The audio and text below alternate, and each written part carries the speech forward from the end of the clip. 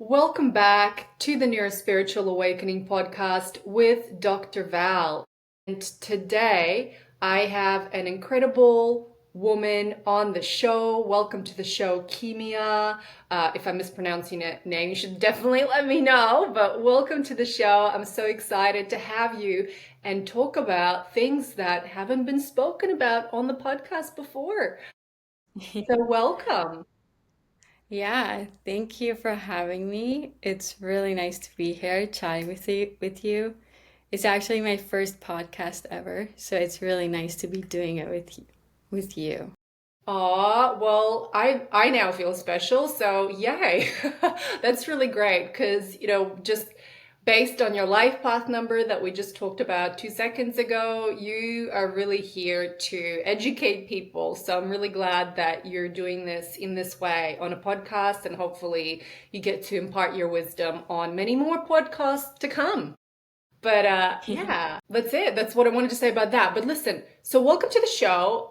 Why don't you introduce? I kind of let people introduce themselves, just because I find, whatever flavor I say about you. Firstly, I don't know much about you, so what I'll say is like minimal. And then secondly, there's really who you are and how you want to be listened to in the world. So I just really let people introduce themselves because I find that's more authentic.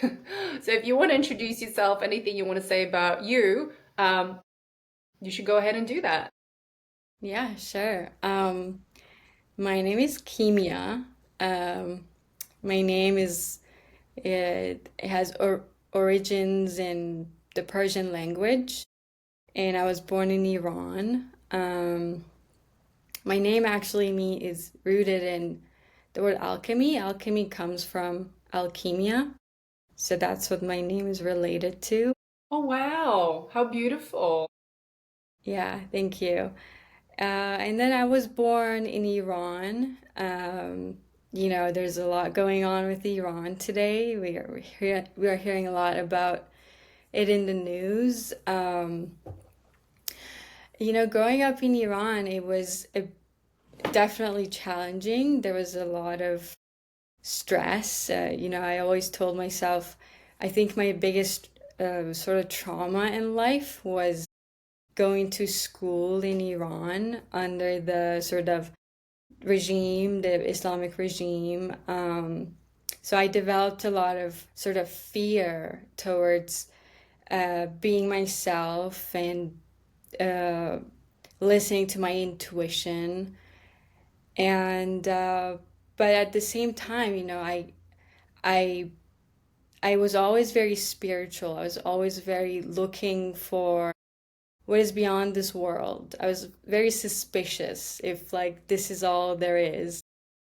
And I think, that region in the world has always been known to be very mystical and spiritual. And I think sort of I have that in me as well from that region that I was born in.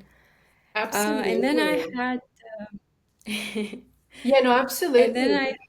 Before you say the next thing, sorry, I'll interrupt you. I do this to my guests. Some people don't like it, but if you're listening to it, you don't like it, well, then don't listen to this. But, this is really like a banter, a conversation. So let me say this next thing, right? What you're saying completely makes sense from your numbers, because there's a seven in digit in your numbers that we just spoke about. The seven is really the spirit number. So it's all about spirituality, the sciences as well. It's kind of a number that marries spirituality and science and sometimes law. So I'm not, I was born in 87, so I've got the seven as well. That's why I'm not, I'm not surprised that you're like, you have that flavor because, hey, the number's there. yeah, nice. That's really good interpretation. Yeah, so I was saying about when I got older, I encountered this very sort of fortunate event in my life. I got super lucky. Me and my family, we signed up for the lottery, the green card lottery, to maybe make it to the US. And then we actually ended up winning first try. And the winning Yeah. odds are about like 1%, I believe. That's Um, incredible. That is lucky. Wow. I mean, what's, luck, destiny, you can talk about all those things, but hey, that's the chances were against you and you won. Wow. yeah, totally. And um, so that was definitely a pivotal moment for me because growing up in Iran, I was always, my biggest dream was to move to a different country. I had cousins who lived in Germany, and I just dreamed of a day where I got to live in a country that wasn't so oppressed like Iran was. And I was also a very inquisitive, very sensitive child. So it was like even more difficult when you're sensitive to be under those circumstances. Yeah, and then I was like 12 or 13.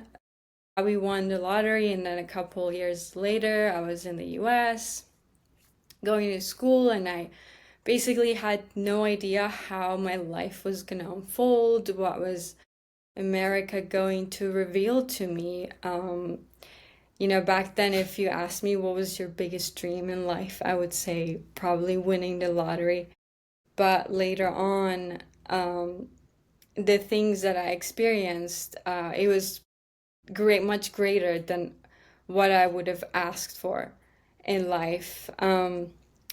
So fast forwarding, I was around 18 years old where I got very interested in spirituality. I was starting to ask those questions of, maybe I'm wrong, maybe this is not all there is.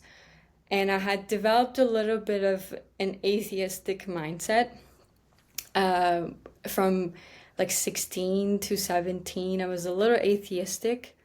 But then something happened, something shifted where I became suddenly very interested in experiencing what is beyond myself. And I experimented with a little bit of psilocybin mushrooms, and basically um, that clearly showed me that there is something else, and I felt very like an intimate connection, like a relationship that was present. Wow. And I felt like this being was alive and was sort of aware of me, and it was able to respond to my questions in real time.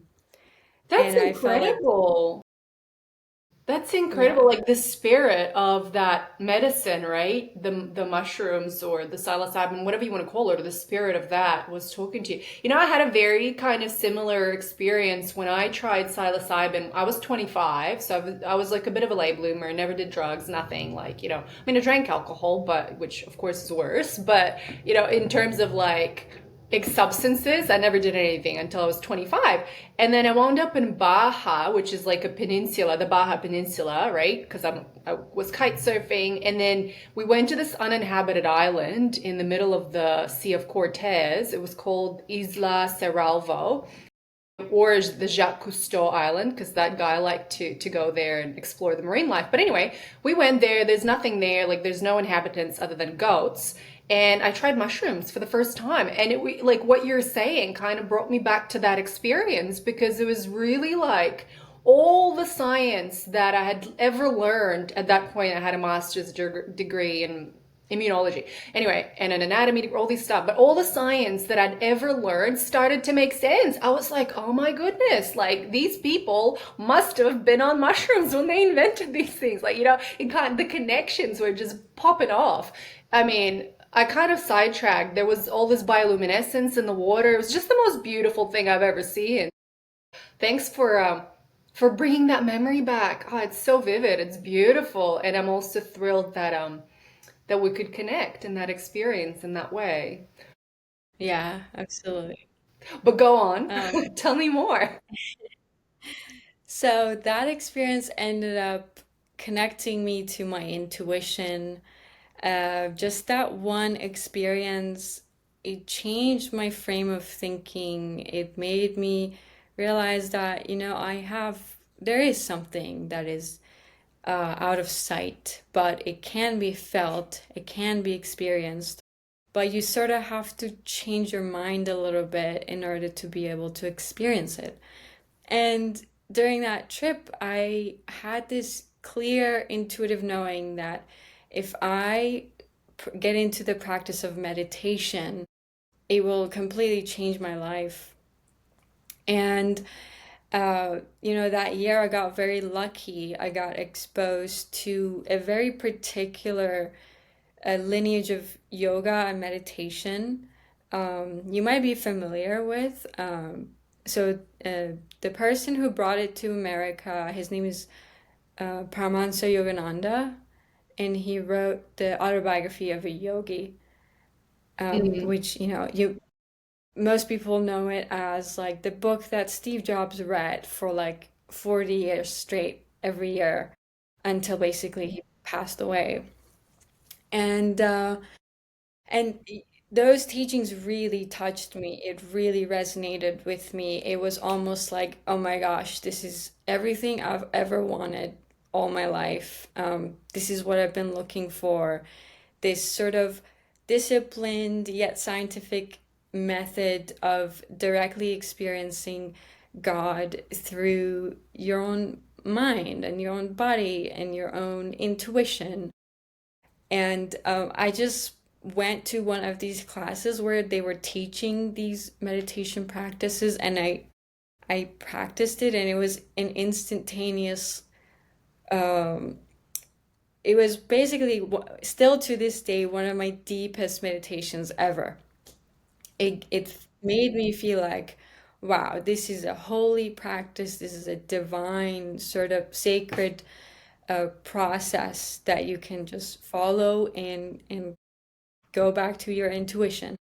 So I was, 18, 19, where I sort of dove headfirst into this practice and I made it my whole life. I became a yoga teacher.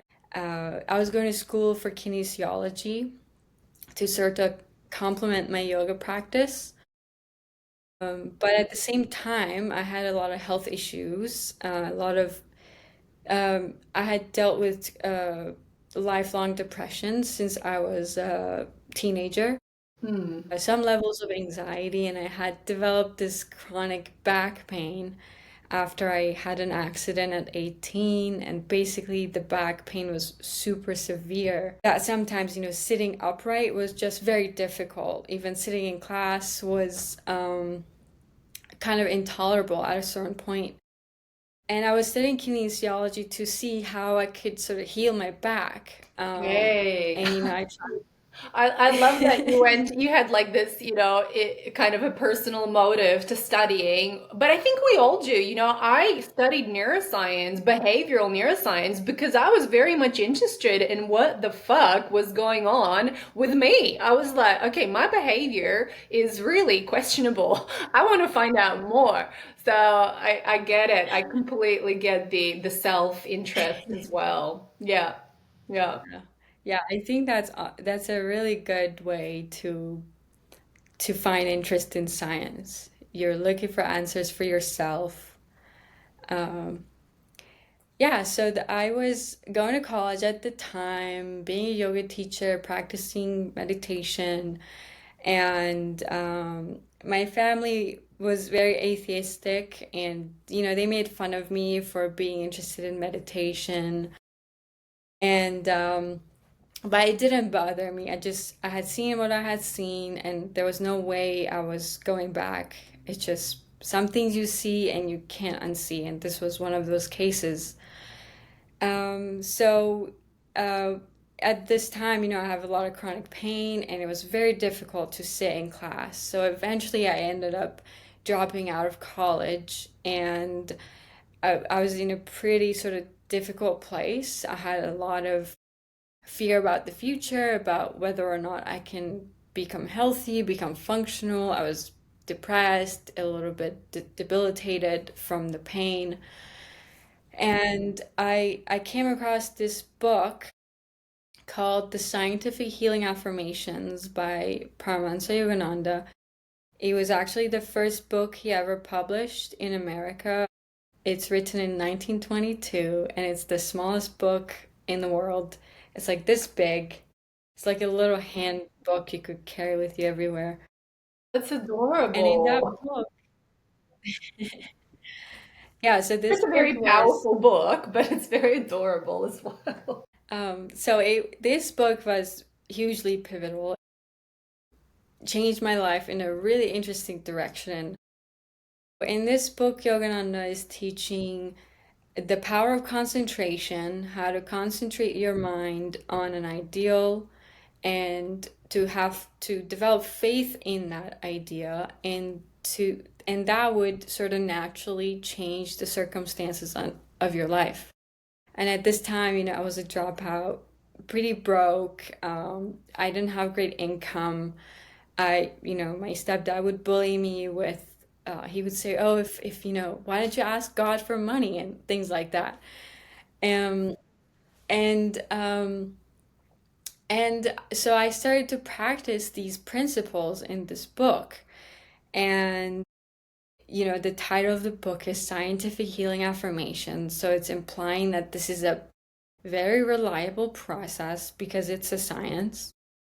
And he's teaching this method of concentrating on the affirmation with deep faith and 100% confidence that what you're saying is truth. Truth Mm. with a capital T. Mm-hmm. And you practice the affirmation every day, every morning, immediately upon waking. It takes about 5 to 10 minutes, and every night right before going to sleep.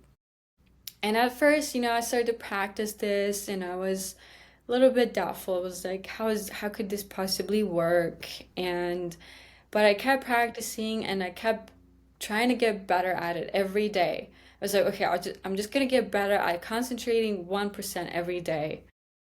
And eventually I started getting better at the practice. I started to really enjoy the practice because I started to feel different.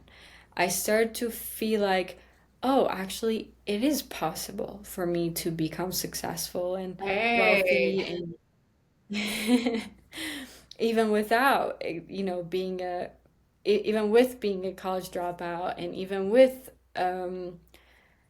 so I used to think, or I used to, I had these sort of behavioral things or these mindset problems that made me feel like I have like a tendency to give up when things get hard. I have a tendency to not believe in myself. I had a little bit of learned helplessness. I had adopted from childhood and a little bit of failure consciousness, if you will. Yeah, you're not the only And one. I hope that every person that's listening is like can see themselves in your sharing, but I can certainly see myself in your sharing. So go on, please. so this affirmation practice was starting to change me. It was starting to change how I see myself, what I believe in myself. And the affirmation is like so beautiful. I would like to share it with you if you want. Yeah, of course. Of course. Um, so it's a little bit like Shakespearean language, but yeah, it's really beautiful. So this is how it goes. Thou art my father, success and joy. I am thy child, success and joy. All the wealth of this earth, all the riches of the universe belong to thee, belong to thee. I am thy child. The wealth of earth and universe belongs to me, belongs to me, oh, belongs to me, belongs to me. I lived in thoughts of poverty and wrongly fancied I was poor, so I was poor. Now I am home. Thy consciousness hath made me wealthy, made me rich. I am successful. I am rich. Um, It is very beautiful. so You weren't lying when you yeah, said that. It's very beautiful. Yeah. yeah. So the beauty of the affirmation and my faith in Yogananda's teachings, it kept me going. And basically, I did this practice every day without missing a beat Mm. for about 5 months. I think it was 5 months. It might have been less. I love your But resolve. during It's like it's neuroplasticity at play. Like you were like really I don't know about the giving up thing, man. You're one of the very few people I've spoken to recently that practice something for 5 months every day. But yeah. um, so I started to see that I was changing. Instead of waking up and feeling anxiety and having doubt, I would wake up and I started to feel like this confidence in myself, this intuitive knowing that I will make it. I don't know how, but I will. And I started to act differently. I started to go to the library every day, look online how to start a business with $0 because I didn't have any money to start with. And I was just, in the book also, it says that you will start taking action according to your intuition.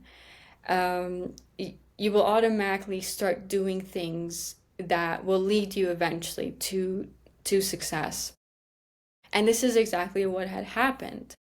So I kept on the concentration, I kept on faith, and then this one night I had a dream that I was running a business and I was very busy. I didn't have any time. I was like running this whole operation. It was it was crazy, but at the same time I had this feeling of like accomplishment, this feeling of like, oh, like I'm successful. And then within a few weeks of that dream, this was during COVID, this was right before COVID, I saw on Etsy that there's a demand for face masks. And I was like, why are people buying face masks? I wasn't really watching the news, so I didn't know about COVID. But I asked my mom if she would sew me a face mask, and she just made it for me like pretty fast, and I put it online on March 18 of 2020. Basically, that day I was in business. I was getting orders immediately. By the end of that week, there is about $15,000 in sale. Um, in a week or two, I think face masks suddenly became mandatory. Like out of nowhere, it was like all over the news. You have to have face masks, like for Yeah, going to the grocery store and so I on. remember that. Yeah. And once that happened, everywhere, everybody was sold out. Amazon, nobody had face masks, but suddenly I had face masks. And then, within the first month, the revenue just jumps to like $300,000. Mm, And then by the end of that year, I basically have made $1 million in revenue mm. just from my parents' garage during COVID, where a lot of people are panicking about money and their jobs. Yes, completely going And my against the parents were like, grain. whoa, Yeah. where did this come from? Yeah, and my parents were like shocked, and everybody was like, where did this come from? It kind of came out of nowhere. But deep down, I knew where it had come from. It had come from me practicing this affirmation, practicing changing myself, my understanding of myself. And it had came from me having faith in something I previously never had faith in. Mm. And that experience, I've heard of the power of the mind many times, but I had never quite experienced it that viscerally. Yes. And I saw that I concentrated on something every day, just a little bit every day, but I really concentrated. And then by the end of a certain time, it was like, boom, it's like a water I had planted, now it's sprouting. It, Hmm. it worked just like that, like a force of nature. Hmm. Um, and that's when I was like, okay, this is definitely a science. The mind certainly does have power. And then, like I told you, I had some health issues, some chronic pain, depression, anxiety, so on and so forth. And I became very interested in how can I now heal my body with my mind through Yes. the same practice. And that led me um, I was, researching a lot. I was looking at through all these books, all these other people that have been talking about healing your body with your mind. And eventually that led me to, you might know, Dr. Joe Dispenza. And so that I became very interested in that. I, again, sort of was like, okay, I'm going to study this. I'm going to really understand what is going on here. And at first I didn't like how like it was so like sciencey, like everything was like had a scientific explanation, and I was used to like the mystical, just um, sort of the spiritual language. But the more I practiced what Dr. Joe was teaching, the more I realized I was like, okay, this is a very exact science.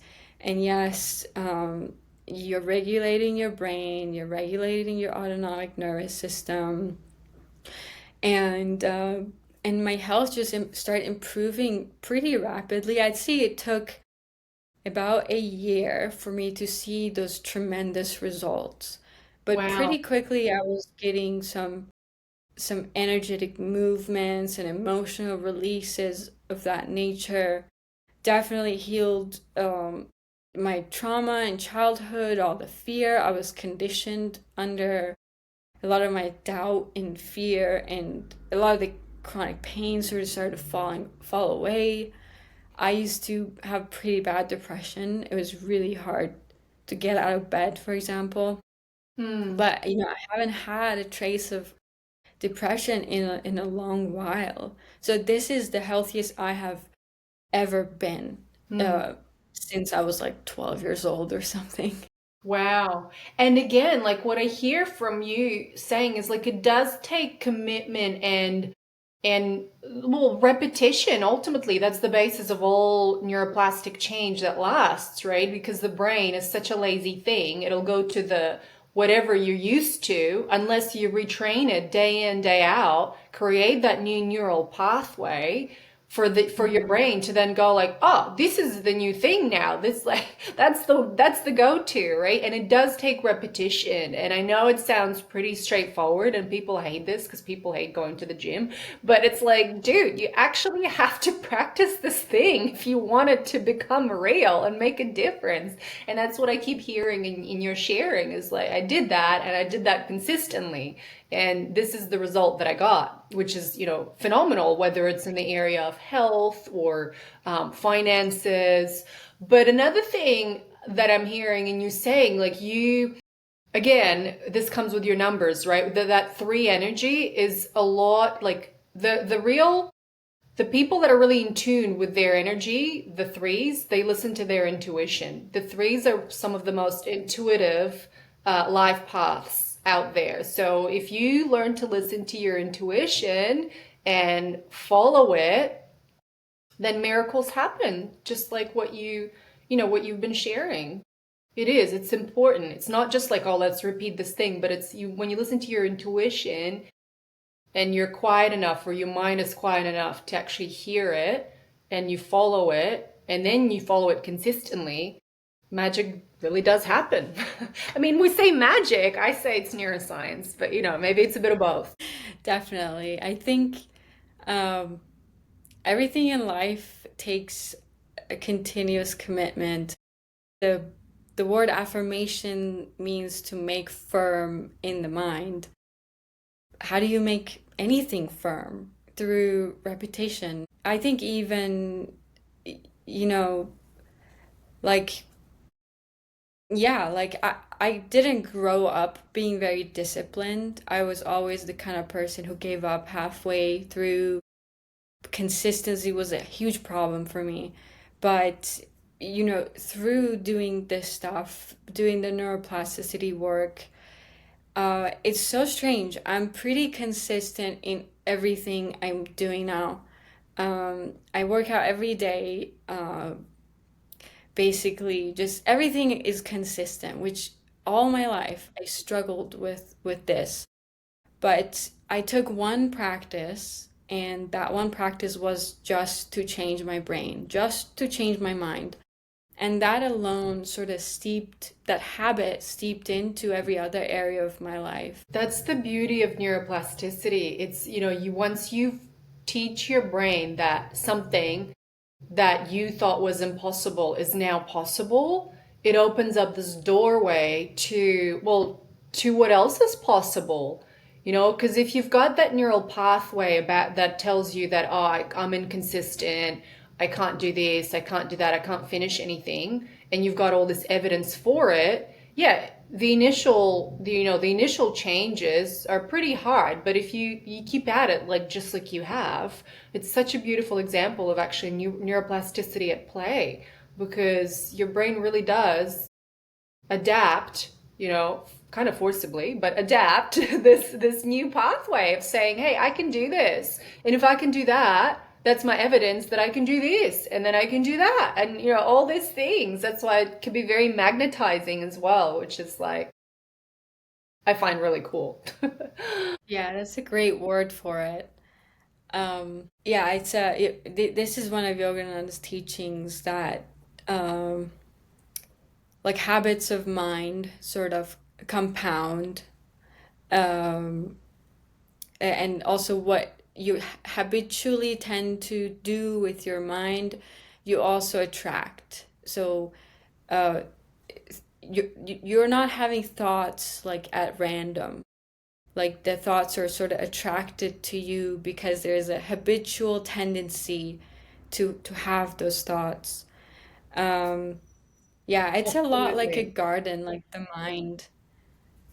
It's I feel like it's a lot like a garden. Like you could plant certain plants specifically to attract butterflies and hummingbirds, Hmm. and you could plant other plants to attract other sort of animals and critters. Um, yeah, Yeah. that's what I feel about the mind. It is very much like that. The changes that you cause will attract, as you say, more of the same. You can call it the and universal law, of course, or you can talk about it in terms of energy or frequency. Like, if you're vibing at a certain frequency, you'll attract more of that. The frequency that's way, way, way different is not really, it's not really going to match your frequency. You can talk about it in so many different ways. I mean, I think that we're definitely for above and foremost energetic beings, and then it crystallizes in our neural pathways. But as Hmm. a neuroscientist, I do like to think about the world from the realm of the mind as well. And it has a bad rep. A lot of people are like, if your brain is running the show, but nah. I think it all works in concert. It works together to manifest whatever it is that you are, you're working on. Hmm. Yeah, absolutely. And then I wanted to share with you what sort of the past year or so has been about for me. That little book again of Yogananda's.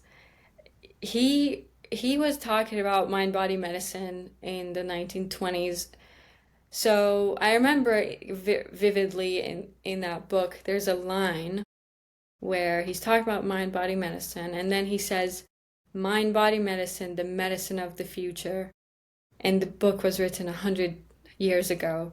Wow. And when I sort of remembered what he had said, and suddenly I found myself in as one of Joe Dispenza's student, like very avid sort of student, and I was like, oh my gosh, I think Yogananda was talking about this moment, like today, like my today, his future. And the first time I had read it, I thought he's talking about way into the future, like 500 years from now. But he was actually talking about today, which makes sense because he also talked about an age where science is accelerating, science and technology accelerates, which is the age that we're in. And then also um, I've been very close, sort of, with the Dr. Joe community, and one of my friends, he had a chance to have dinner with Dr. Joe, and he asked him, he said, "What do you think of Yogananda and the autobiography of a yogi?" And he said, "That's the reason I started all of this." And it turns out when he was younger, that book was actually hugely pivotal in his life as well. It, it's actually the reason why he didn't go the surgery route, because he knew the mind has such powers.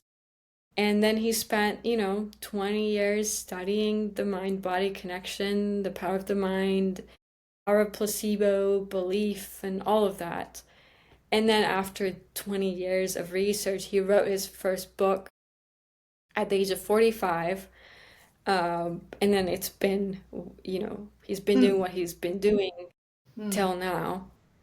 And I think, I don't know if you have looked at some of the research they're doing with UCSD, but I think it's crazy what they're actually like quantifying. Well, Um, tell us in case, we haven't heard or the listeners are like, what the hell are you talking about? Just give us a little sneak peek. yeah, so it- they have basically been collecting like biological samples. They've been measuring people's gut microbiome, the chemicals that get released in their blood, uh, before and after these events, and they're seeing sort of very dramatic changes in ways that you don't see with other drugs, other pharmaceuticals. Which One events? of Which events are you talking So about? the 7-day meditation retreats Yeah. that Dr. Joe does sort of all over the US, very like every month or so. Uh, I think anybody interested in science and spirituality, going to one of those retreats is really is a really good sort of experience. I recommend everybody just like at least try it one time. It's very Hey. intense. It can be a little exhausting because you're doing this rigorous sort of meditation practice, but it's for most people it's very life-changing. And Um, as you say, on the biological level, like it crystallizes for sure. yeah, exactly. He has a concept where he says making your mind matter. So he's talking about making the contents of the mind like kind of crystallized, Yeah. materialized. Yeah. Which you have, demonstrated through what you shared in whether it's through taking on the practice of meditation and or the affirmation practice that you took on. You can do a study on that and it'll be the same kind of um, well, the same kind of example, if you will, just a different flavor of it. But yeah, it Yeah, tends to it really like opens us up to what is outside the box, that we've created for ourselves. So it is an exciting time. You just got to get past the what you think you know and you know, all that kind of stuff. definitely. Hmm. It is a very exciting time. Um, and I think um, it's like these things were unheard of like 150 years ago. A few years back, you could have gone shunned by society. And in other countries like Iran, you could get put in jail. There are a lot of sort of spiritual leaders or college professors who talk about things that are a little bit more on the spiritual side, and there's a lot of them that are in jail. So that's, I believe, as an immigrant of America from Iran, I believe that's the beauty of America. It gave me the freedom of religion, which then led me intuitively to find the religion that was for me, and I found yoga and meditation, and that led me to this cutting edge science that's sort of emerging from America, mostly from America. And I think some parts of Europe, they're also doing studies about the mind body connection, but it's primarily like the paradigm shift is happening in America. Mm. And yeah, I think it's like this country is beautiful to me. To me, it's sacred ground. Mm. Um, yeah, and then being exposed to what Joe Dispenza is doing and sort of looking at his research very deeply, I started to look at other medical doctors who have been talking about the mind body connection. I started to look at Dr. John Sarno's work, which he was famously helping people treat chronic pain Mm. with, dealing with their emotions. His theory was that suppressed emotions like anger and guilt and shame, the brain creates pain to avoid the uncomfortable emotion. And then I had the opportunity to study with one of his apprentices, Dr. Howard Schubiner, Mm-hmm. who, took his research even further. He's been practicing mind body medicine for 20 years. Mm. And I got to study with him. I got to study with some of his colleagues. And just, I wanted to understand the fundamentals. I wanted to see where is John Sarno and Howard Schubiner's theories sort of matching with Joe Dispenza's. And, I found this sort of this common thread, and it's all about sort of healing our emotions and how the brain is, I believe, is a very emotional organ. Like emotions are such an important part of our evolution. They are. The I mean, the emotional, limbic system, as you know, is evolutionarily conserved across species, across time. Yeah, it's there for survival, but it's there for emotions as well. Emotions like love. People talk about the amygdala and they're like, it's the little red button. It's the thing that makes you freak out. You're having an amygdala hijack. I'm like, yeah, but what about when you feel love or connection? That also comes from the amygdala. There's like, yeah, it's beautiful and it's vast. yeah, Mm. absolutely, so beautiful. Mm. And I learned that the limbic system is like a 500 million year old system in the brain versus the prefrontal cortex that's like 3 million years old. So that kind of shows us that how we actually evolved through feeling and sensing our environment more than like logically figuring things out. Like if you observe babies, they don't have any logic. Logic is not necessary to I their know. survival. I've got a baby. There's no logic there, trust me. It's all just primal instincts. Yeah, totally. Yeah, and I Oh think my that's yeah. beautiful. It is, it is. And look, thanks. Yeah, thank you for taking the conversation there because it is beautiful and the brain does give us the capacity to experience these emotions if we want to, if we let them, if we let ourselves experience them. Um, and really that, I think there's beauty in that.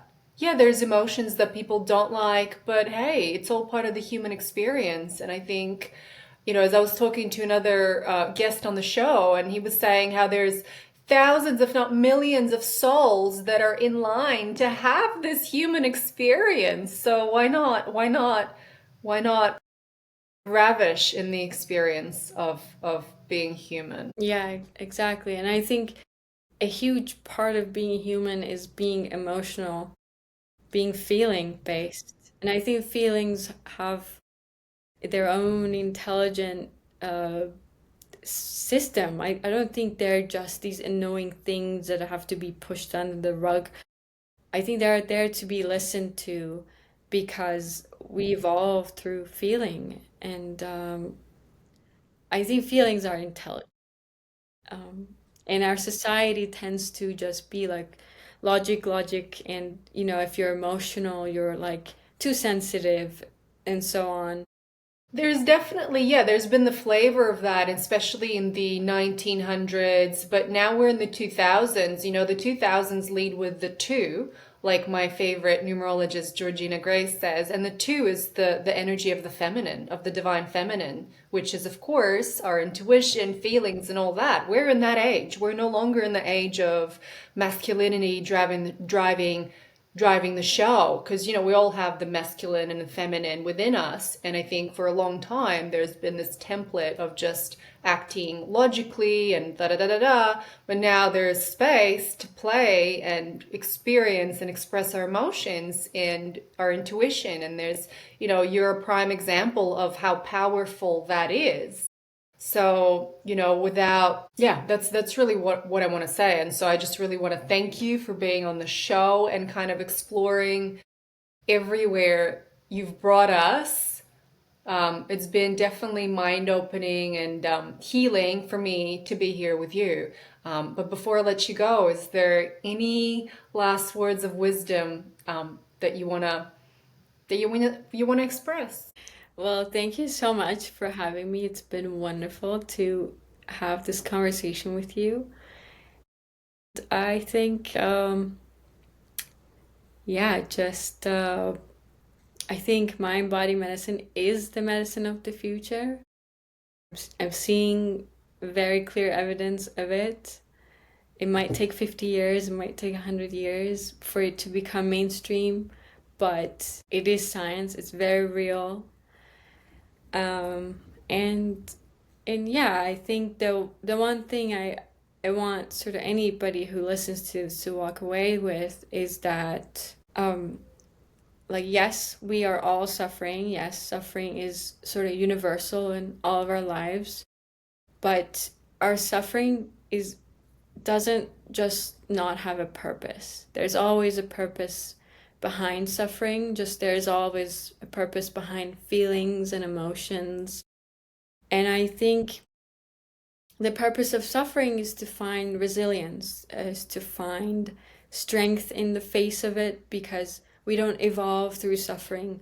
We evolve through becoming fit in the face of suffering. And back then, when I was dealing with depression, I was dealing also with a lot of victim mindset or victimhood. And once I started to heal, I started to find this great resilience and even almost great appreciation for my suffering, because I understood the silver lining through it and what it was trying to teach me. It was actually trying to teach me resilience. And I think that's within all of us. I think we have a perfect design. Yogananda said, the altar of God is in the brain and the spine. And actually the human nervous system is sacred, even though we don't think it is sacred. We don't treat each other as if we are sacred beings. But I think ultimately that is the case, and it's all about learning, realizing, and stepping into that design. So beautiful. Thank you, thank you, thank you. And one last thing, where can people find you should they want to connect with you and explore everything and much more? Where can they find you? Yeah. So I primarily write on x.com.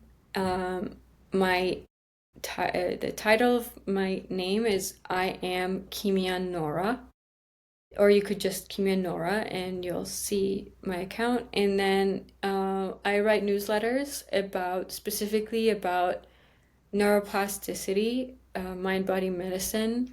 I write about what I've learned from studying with Howard Schubiner, what I've learned from Dr. Joe Dispenza, and eventually I might start writing about more sort of woo, like esoteric stuff. But the purpose is to help people realize that like neuroplasticity is playing a role in some chronic conditions, and we can reverse these conditions again through neuroplasticity. The beauty of And that's the neuroplasticity. purpose of what I Yeah, it's the beauty of neuroplasticity. I love that. Wow, so incredible. Well, thank you, thank you, thank you. Thanks to our listeners for engaging in this amazing conversation we've had here today. And if you're into this, of course, subscribe, share with a friend. You never know whose awakening you're going to contribute to. But without further ado, thank you so much, and I'll see you next time. Thank you, Dr. Val.